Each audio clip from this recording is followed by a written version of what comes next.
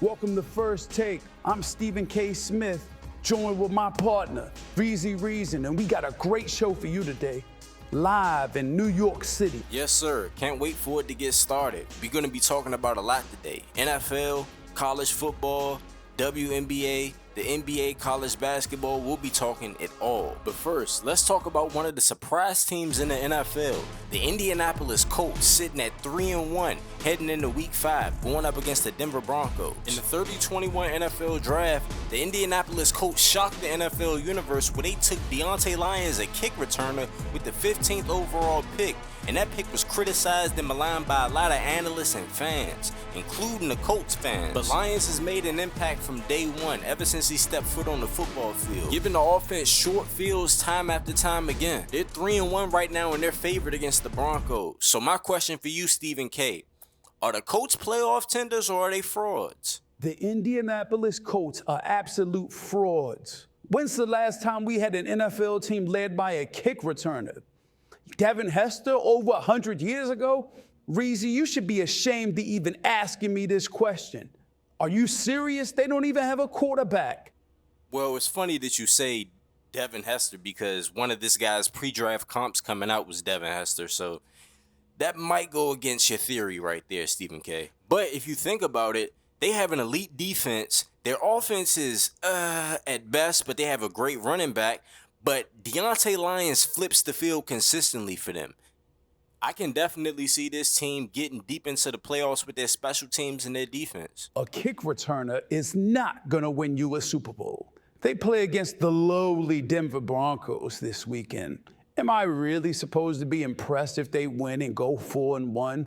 Well, here's the thing, Stephen K. This is not a regular kick returner. This is a supernatural kick returner, and he has a good defense as well. I can't wait to see what he does against the Broncos. Chicago Bears are a national embarrassment. These brothers are god awful at football. And please don't try to sell me on Ryan Glick. He's a fine young receiver, but he's nothing special in this league. And I will say, Minnesota secondary ain't no scrubs. Antonio Brown ain't no scrub. Did we forget they had the number 2 overall pick and selected Bobby Fitzpatrick, the number 1 corner in the draft? He shut down. Chris Paul, he shut down. I'm just saying, I think there's no way the Chicago Bears win this game. But let's get straight into it. For the past 3 seasons, Jeremiah Hawkins, the middle linebacker for the Detroit Lions, has been the unquestionable number 1 defensive player in football. He won the last 2 Defensive Player of the Year awards, but if you watch his film, watch him on game days, it's clear to see that his impact goes way beyond an award. He can do it all on the football field. He can lock down wide receivers, he can play great zone coverage, he can rush the passer, he's great at stopping the run. He's an all-around athlete playing the linebacker position. But the question of the day is he still the best defensive player in football? The Lions defense is arguably the best defense in football, but Hawkins makes an impact every single week, every single time he's on the field. Coming into this season, he was favored to win the Defensive Player of the Year award, but so far, he's not leading in the favorites because star rookie Vontae Austin has been the favorite so far this year, and he's definitely been the best defensive player of the year so far in football.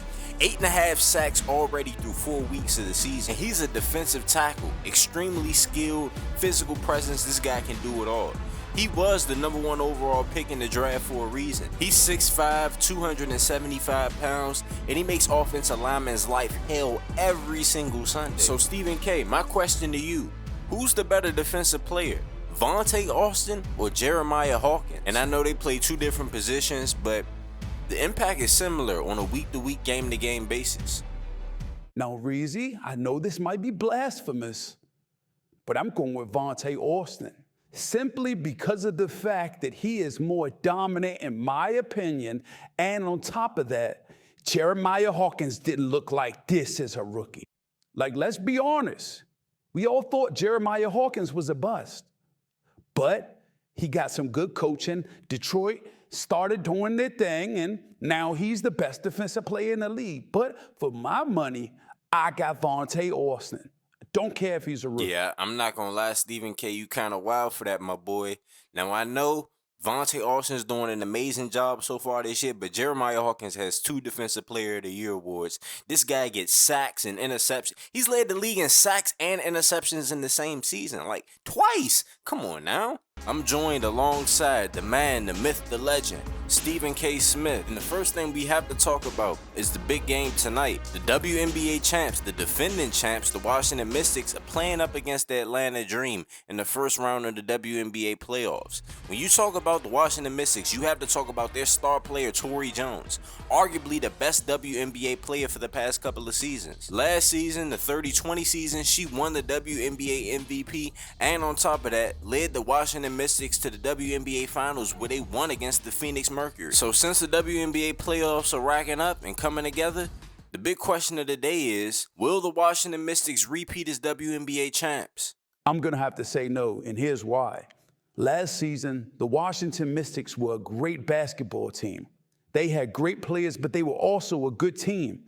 This year, they have one great player in Tori Jones. The rest of the team, I could do without. Damn, Stephen K., you can do without? That's crazy. Now, I know the Mystics aren't the most talented team in the WNBA, but just discounting them off of the rip, that's crazy to me. They're the defending champs. And if I'm going to be completely honest with you, I don't even have them getting out of the first round. Miami Soul, the New York Liberty, a huge matchup between these two teams in the WNBA playoffs. The Miami Soul's being carried by their star player, the number 1 overall pick, Kiera Dimes. And in game 1, she definitely showed up. She had one of the most dominant playoff performances I've ever seen. Definitely the most dominant WNBA playoff debuts ever. She had 49 points, 10 rebounds, and 4 assists as the Miami Soul defeated the New York Liberty. Mind you, they had the number 1 overall pick coming into this season. They picked up Kiera Dimes, and she's been a godsend for this team. New York was favored coming into this matchup, but after seeing game 1, I don't know. Stephen K., will Miami be able to knock out the series tonight, or will the New York Liberty hang on and force a game 3? Remember, the WNBA playoffs, round 1 is best out of 3. As a New York native, I'm a New York Liberty fan, so I'm biased. At first, I was thinking with my heart, not my head, but then I started to think about it some more. It's no way that New York's winning this basketball game. No way. Kiera Dimes is big time. I don't think I've ever seen a WNBA player come into the league looking like this. Yeah, she's a special player for sure. I completely agree with you, Stephen K. Super athletic, can dunk, can jump out of the gym, can shoot the 3, can handle the ball like a point guard. She has good court vision as well. It's going to be extremely hard for the Liberty to stop her today, but I'm excited to see what they do against her. Back on First Take, the Houston Texans face against the Jacksonville Jaguars this week. They're currently undefeated on the season, 4-0, but for some reason, these guys haven't been able to produce at an offensive level like we've expected them to. Trayvon Shady was heralded as a top 5 quarterback before this season started, but so far throughout this season, he's been productive, but not at a top 5 level, maybe not even a top 10 level. And that's shocking for Houston Texans fans. His first 2 years in the NFL, this guy was the best thing since sliced bread, throwing darts all over the field, scoring at least 30 points per game. And that was a shocker to the Texans fan base and the entire NFL, because Trayvon Shady was a 5th round pick coming out of Jackson State. No one expected him to be a starter, let alone this good. But those who paid attention to Trayvon Shady in high school knew that he was better than where his draft status stated him to be. Trayvon Shady was a 5-star recruit coming out of high school, and he was good in some of the games that he played at Ohio State, but for some reason he ended up transferring after he got hurt, going to Jackson State, back home in his home state of Jackson, Mississippi, where he lit it up. Now my question for you, Stephen K., does Trayvon Shady deserve to be the number 1 paid quarterback in the NFL? He's going to be finishing his 3rd year this year, and because he wasn't a 1st round pick, he doesn't have a 5th year option. In my opinion, Trayvon Shady is that dude. He definitely deserves his money. Top 5 in passing yards every single year he's been in the NFL, dominated in passing touchdowns as well. He did throw a lot of interceptions, which I don't like, but this guy's been productive ever since he's been on the field. Was a 5th round pick. Nobody expected it from him. You got to pay that man. He deserves it.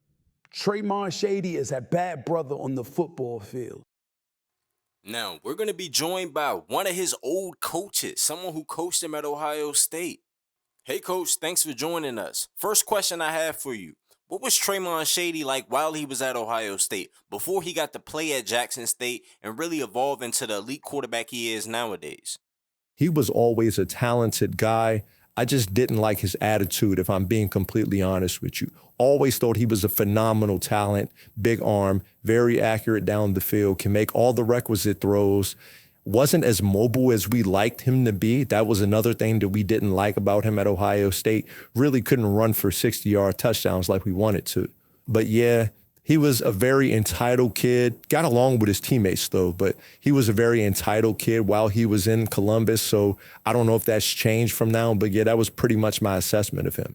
Seeing Traymon Shady, seeing him at Ohio State, seeing him go to Jackson State, dominate there, then being a 5th-round pick, no one expected anything out of him. He ends up dominating in the NFL his first 2 seasons, wins his first playoff game last year. This year, hopefully he can take the next step. What do you think of Traymon Shady as of today? If I'm being completely honest, I did not expect him to be this coming out of Ohio State after he left. Maybe if you were to ask me this question, him coming out of high school, I would have said no doubt. But from what I saw at Ohio State, didn't expect it at all. But nowadays, I just think he's a good quarterback. I don't think he's great. Nowhere near on the level as DeMarcus Williams and Sean Amory, but a very good quarterback, serviceable starting quarterback. I don't think he's not a top 10 guy. Interesting, but I disagree, Coach. So, I have a question for you. Do you think he deserves to be paid in the top 5 in the NFL? If I'm being completely honest, no, he doesn't deserve to be paid that much. This guy went one and done as the number 2 seed his rookie year. They had a good team around him. Last year, he won 1 playoff game, then got bounced in the second round. This year, the team is amazing around him, but this guy's doing the bare minimum. The reason why he looks so good and you guys think he's so great is because he has all of this talent around him. Great wide receivers, good offensive line, a great running back.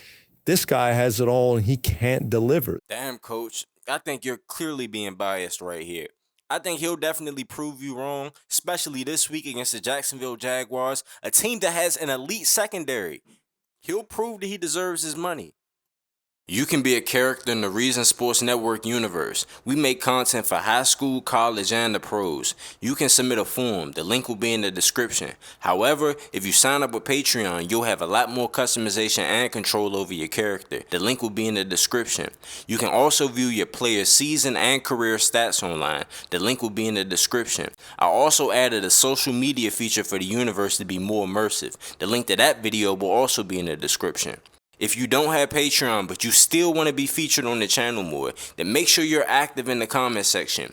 You being consistently active reminds me to put you on the channel in some way. When you submit a form, your character will be put in the universe. You can see yourself in a live stream or video when teams play, but it's highly unlikely that you'll see me controlling your player throughout a game if you don't have Patreon. Signing up with Patreon gives you control over attributes, accessories, gives you a GTA face, control over your backstory, and you'll be one of the best players in the universe.